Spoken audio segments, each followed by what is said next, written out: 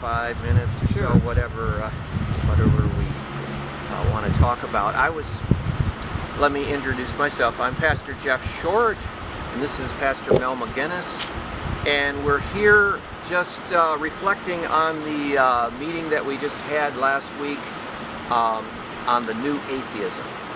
And I just wanted to ask Mel, what were your impressions of the meeting that we had last week?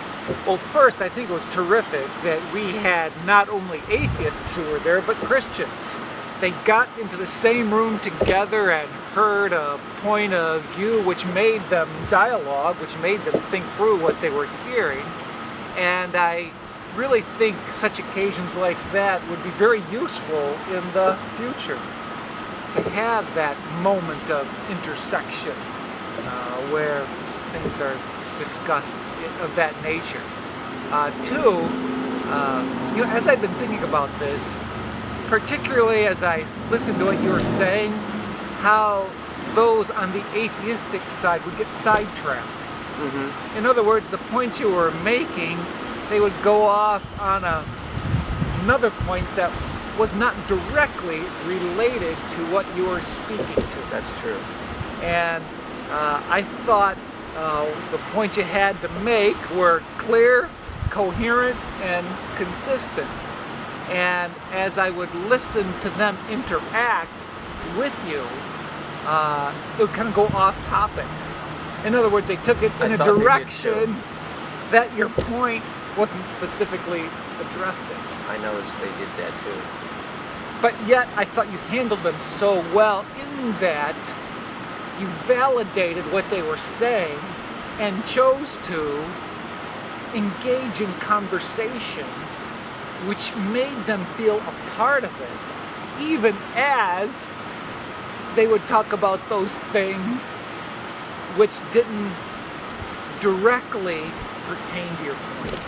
Well, I'm happy to hear that you felt that I was handling myself okay up there. I didn't feel real confident about taking so many questions and comments that the people had, because I opened it up at the beginning of the talk. I said I'm going to make 3 points, and if anything I say isn't completely in line with the premises of atheism, I want you to stop me. And I thought maybe I might get a couple people stopping once in a while to clarify something, and they were pretty much stopping me every 2-3 minutes.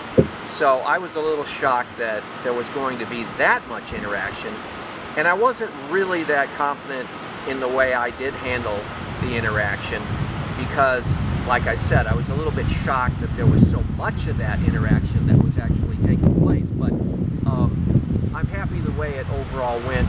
Like you said, we had a real good cross representation of society. It wasn't just the Christians, it wasn't just the agnostics or the atheists or the skeptics. It was a mixture.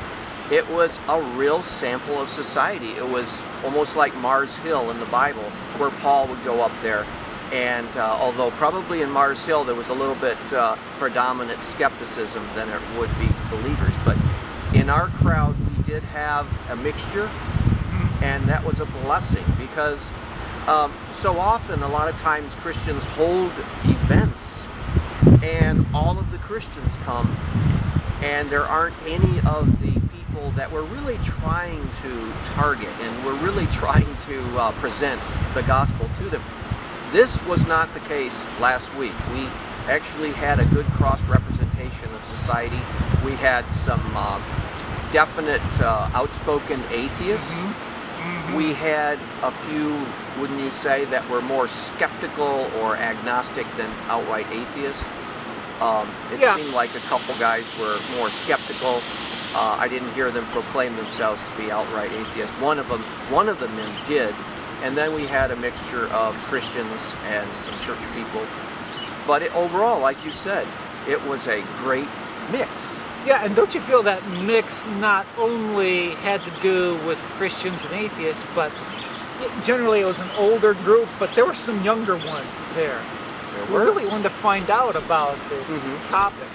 And I thought it was very interesting to hear, one of them say, more people should have been here.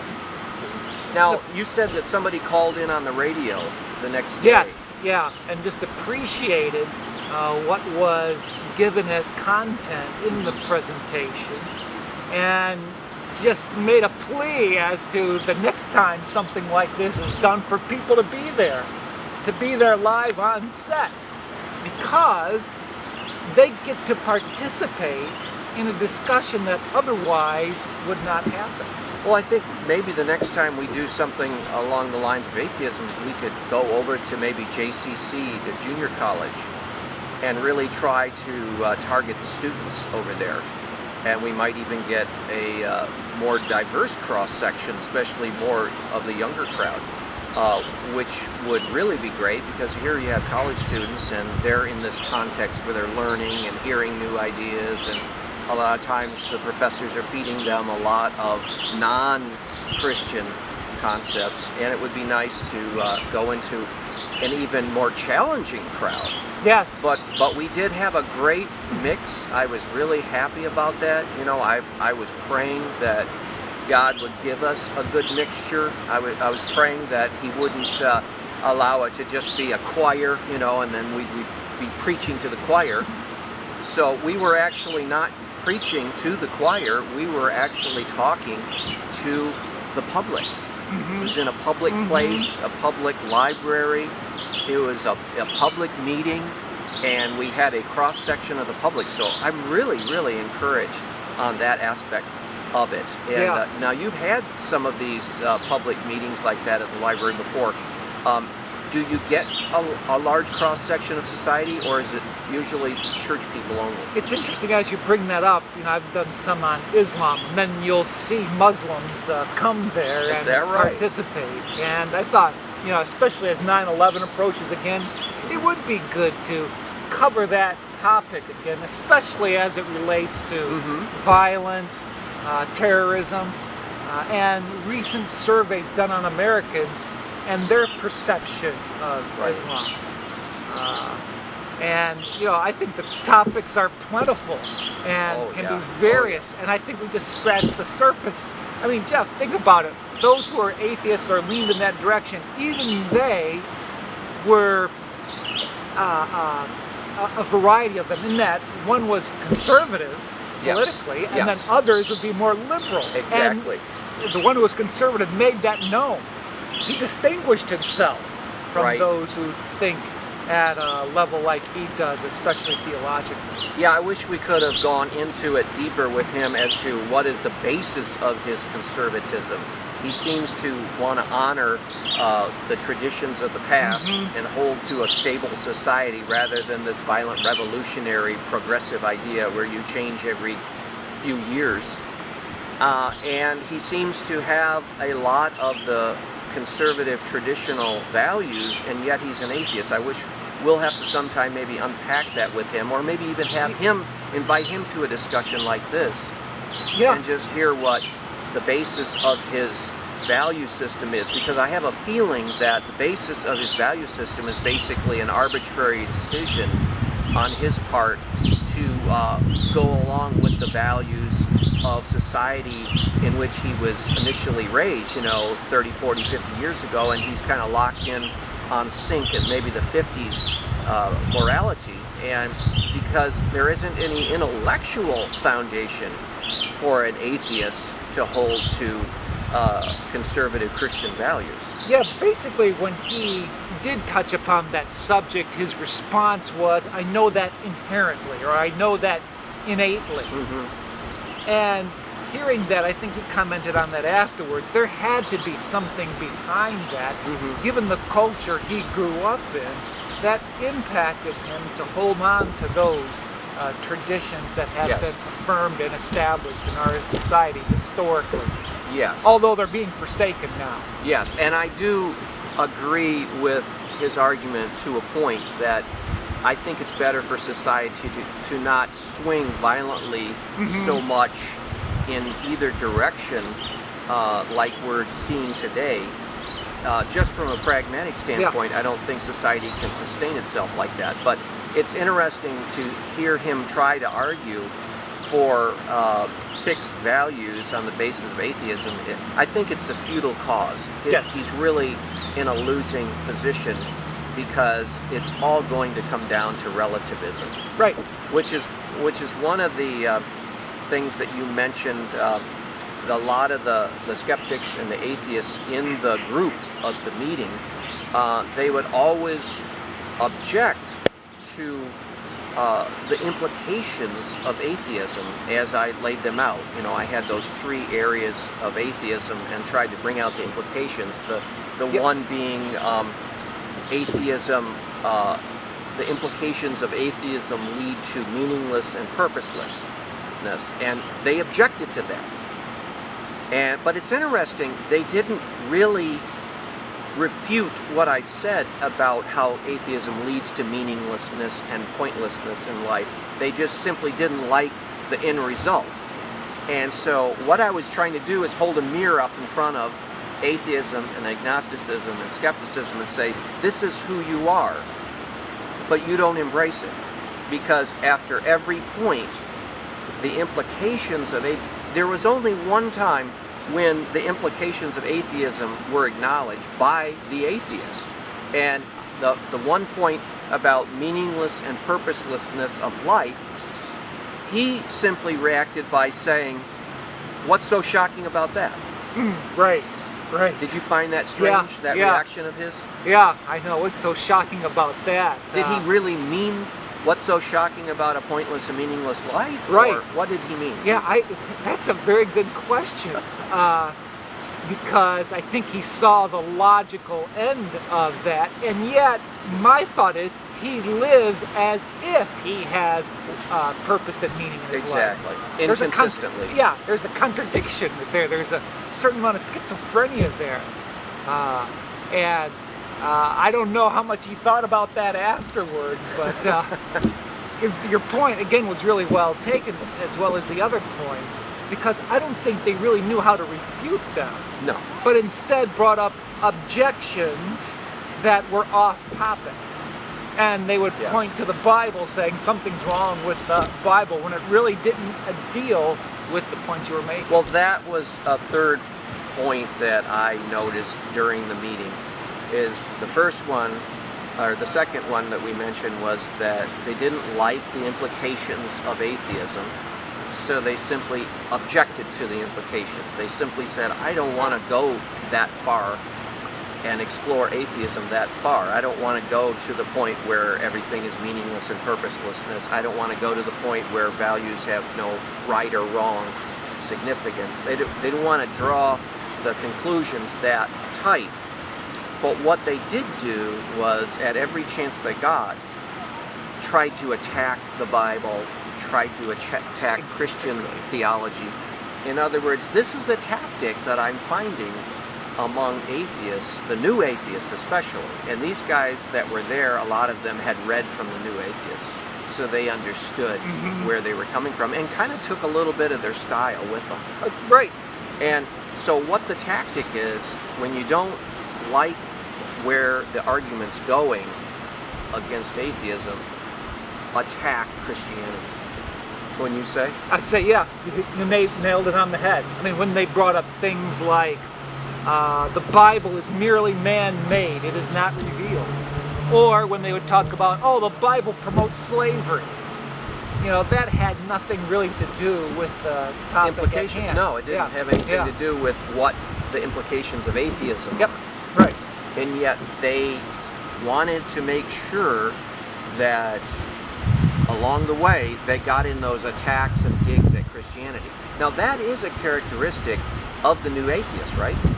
I would say you're right, because I hear Richard Dawkins slam the Roman Catholic Church, especially when it comes to transubstantiation. Now, I don't agree with transubstantiation, but he really takes it at a level that doesn't address what his beliefs are and lead to. Right. So as long as you can keep the focus on the opponent, this is their tactic.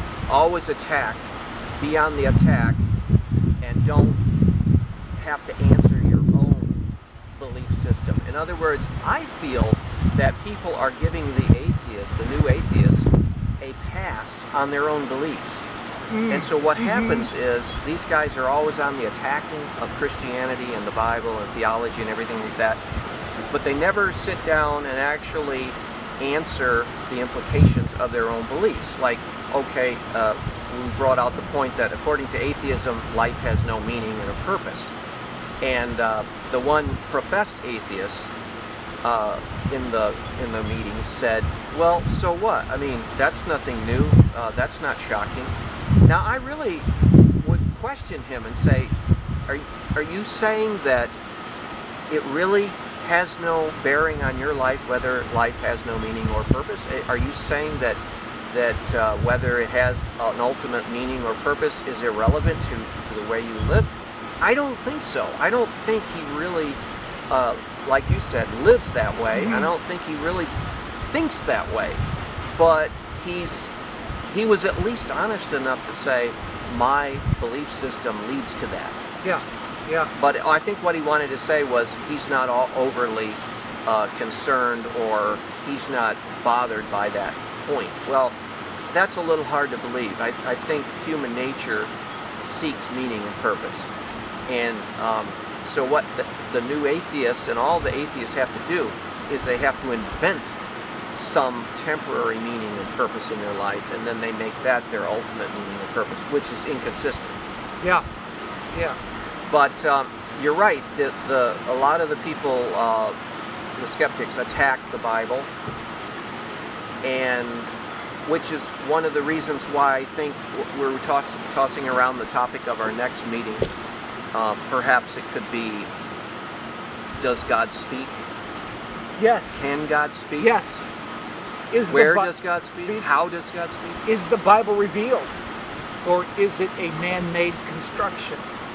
I think that is a topic that really grabs hold of the atheist skeptics who are really wondering, what is the Scripture about? And certainly, even in the church, they hear the Bible attacked, and it can make people step back and think, well, is the Bible what it claims to be? Right. So offering that apologetic, I think, can be very effective for the church, as well as, in a sense, taking it to the objectors of the faith and showing them why we believe what we believe. And doing so and explaining as best we can why Christians believe and accept that the Bible is true revelation from God. I know one of the ways, and we probably don't want to do this with the atheists because I think they wouldn't appreciate it and it wouldn't make for a very long meeting. But I know the philosopher Alvin Plantinga, who taught at Calvin College for many, many years, and I've read a few of his books, he basically says that there is nothing wrong with Christians accepting the Bible as a basic belief. In other words, a foundational premise to build all of life upon, because when it gets right down to it, rational thought has to have some first principles and basic beliefs to even start the rational process. And so for Plantinga, he counters a lot of skeptics and says, well, you accept certain principles of first basic beliefs. And he says there's nothing wrong with a Christian simply saying, well, I take the Bible as a revelation from God as a first basic belief, and I build logically from there. We probably don't want to just do that because that would end the conversation rather quickly, but there are different ways that we could go about trying to explain to skeptics why we accept the Bible as true. I know Francis Schaeffer wrote a book called The God Who Is There, and then He Is There and He Is Not Silent. Right. Kind of dealing with that whole topic. Yeah. But that would be an interesting meeting and discussion, and but definitely one we couldn't have dealt with last week. Right. Exactly. I mean, I told the guys, the two guys that I thought were more skeptical, I don't know, they might have even been atheists, but I thought they were skeptics more than atheists. And I said to them, you know, we really can't get into a defense of the Bible tonight, because the topic is atheism, the new atheism and its implications, and you know, it's not the Bible and how it is revelation. Yeah. So I sort of put them off, and I felt bad about that, but there was no choice. Correct. Right. It was one of those examples of something going on topic. Yeah. And you're steering it in a direction kept everyone on topic, while helping us to see how things can get off topic by those who do not know what to do, or in response to propositional statements that are being made. Right. And what was nice about the meeting was, another thing was that we did have a lot of different people speaking. Mm-hmm. It wasn't just the atheists and the skeptics, although they did pretty much dominate the comments. We did have some Christian voices speak. Yep. And we had some church people speak up. Not too much, because of the atheists and the skeptics talking, which was okay. Yeah.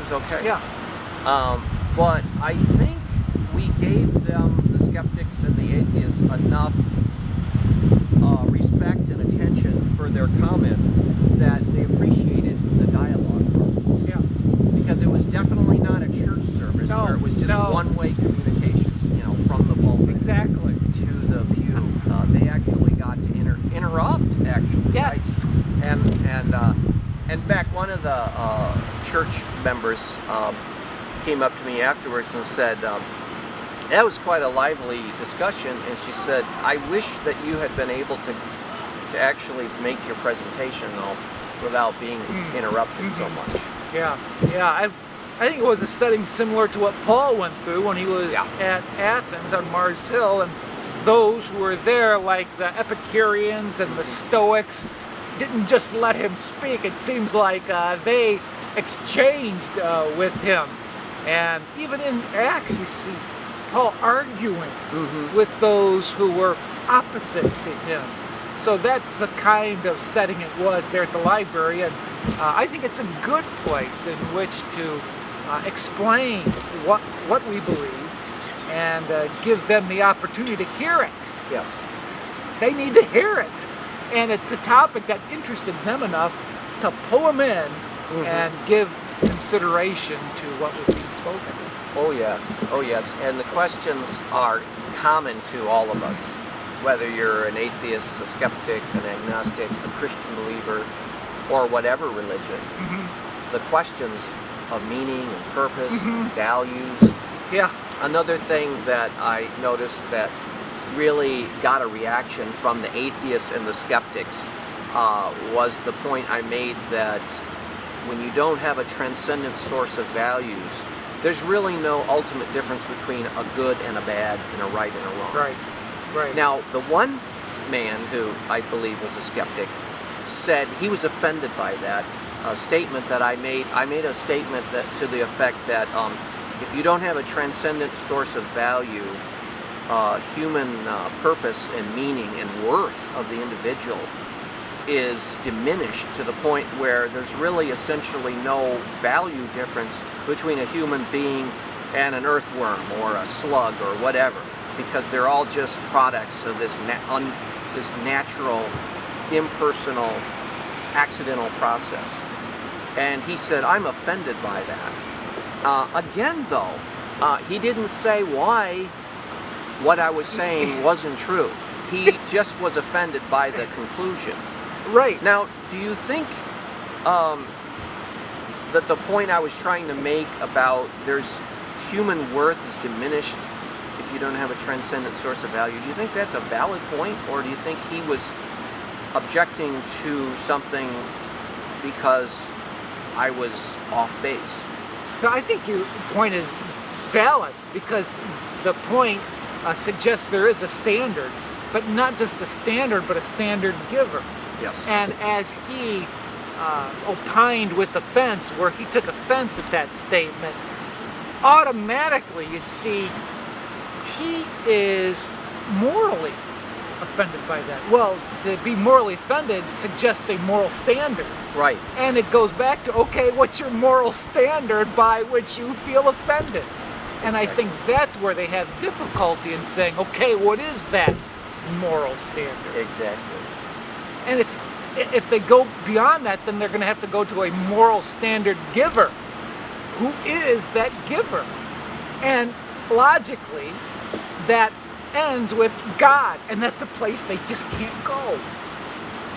That's right. So they put themselves into a logical corner, I believe. It really is, and what we saw happen at the meeting was the atheists and the skeptics refuse to take the premises of the new atheism to the logical conclusion in any area. Mm-hmm. And so what happens is you're trying to lead them down the path to the logical conclusion of atheism, and they don't want to go there. No. And they're objecting. No, that's not what I believe. That's not how I feel. And they're really trying to hold back the conclusions. Because when you think about it, if nature is the thing that has produced human beings, as the atheists believe, and nature is the only thing that has produced human beings and humanity, how does nature give humanity more worth than an earthworm? Exactly. Where do you find it? Or a bacterium, Yeah. or any natural product. I mean, we are arbitrarily, as a human race, according to atheists, assigning worth to humanity. Yeah, I mean, it goes back to origin. Right. That question takes you back to the very beginning, and here in the Bible, that worth is ascribed right away in Genesis chapter 1. We're made in the image of God. As beautiful, wonderful, and good as nature was, creation was, when it came to man, man was made very good. Yes. And From God. From God. And what does an atheist have to draw on to ascribe worth to mankind? Zero. Humanity himself. Right. He has nothing to give humanity any more value than really anything else in nature. Yeah. I mean, we say the planet Earth is important. It's vital. It's valuable. But from a natural standpoint, why is Earth any better than Mars? Yeah. From a human standpoint, it is. But if you don't have a God outside of humanity giving worth to humanity, it's just an arbitrary point. Mm-hmm. And did you notice what I said to the one skeptic who raised the question? I said, you're committing the fallacy of speciesism. Yeah. Okay. Because according to the secular scholars today, some of them are very far out. They're trying to say that indeed humanity has no right to assert itself over any other species. And so when you say humanity is most important, you're making the fallacy of speciesism. You're favoring your own. And now, as Christians, we don't have to favor our own because we already have a transcendent creator giving us the status of worth. Yeah. So we're not generating our own. But an atheist has a lot of trouble actually rationally arguing that humanity is worth anything more than anything else. Right. Right. And even as you bring up that point about him saying that speciesism, Yeah. once again, he's referring to a moral standard. That standard was violated, saying that we cannot engage in this fallacy of speciesism. Well, where did he get this standard from? He Right. again backs himself up Using into standards. a position of using a standard, and is that standard absolute or is it merely relative? I don't think they really know the basis for their own morality No. and judgments. They don't. Yeah. And they don't. And what I'm beginning to see, and I think people need to see this and have this brought out, is that atheism ultimately is self-defeating. Yes. It's Yes. a contradictory Yes. system, because on the one hand, atheists seem to be passionate about a lot of things, but when you look at the system of atheism, there's no reason for them to be passionate. They like to assert values, but there's no basis for values. They like to act as if there's a lot of meaning and purpose in this world, and humankind is important and special, but there's no basis for that belief in their system.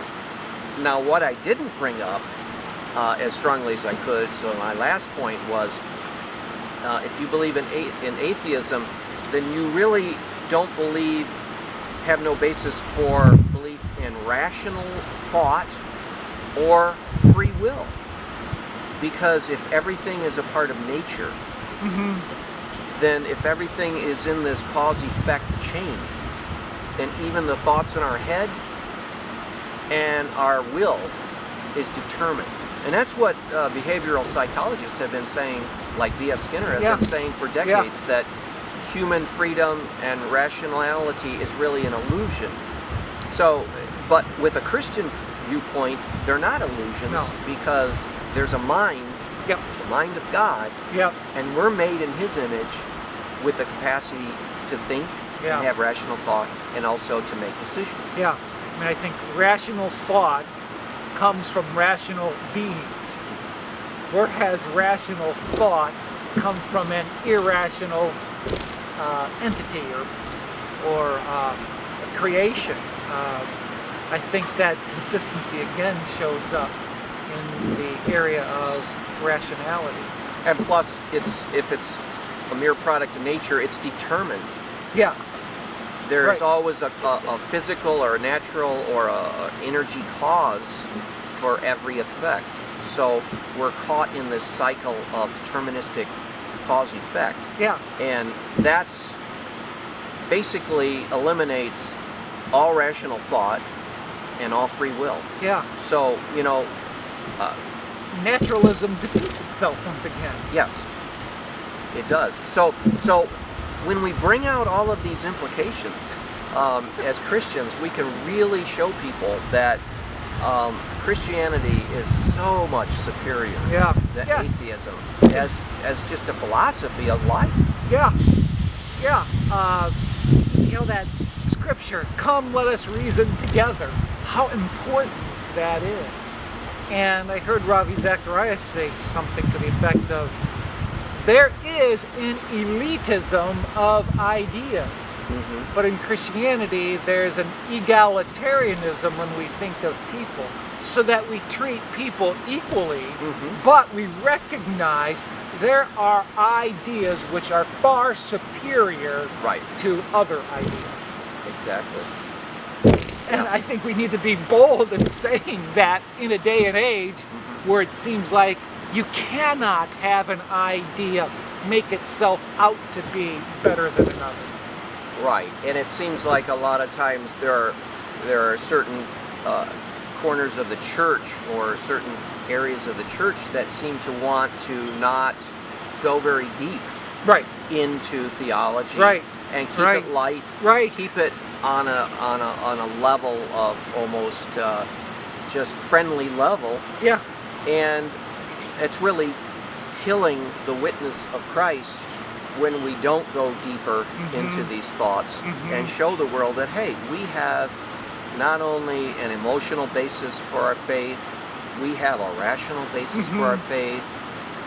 There's a social basis for our faith. I mean, it's superior worldview to function on society. And so we have so much that we can say to the world and as a witness to Jesus Christ. And we need to start saying it, and we are starting to say it. And I hope this next meeting we have coming up will address the issue of revelation from God. We might also later on talk about the Muslim Islamic threat. One of the topics we could explore with that theme is what the last Pope, Benedict, raised.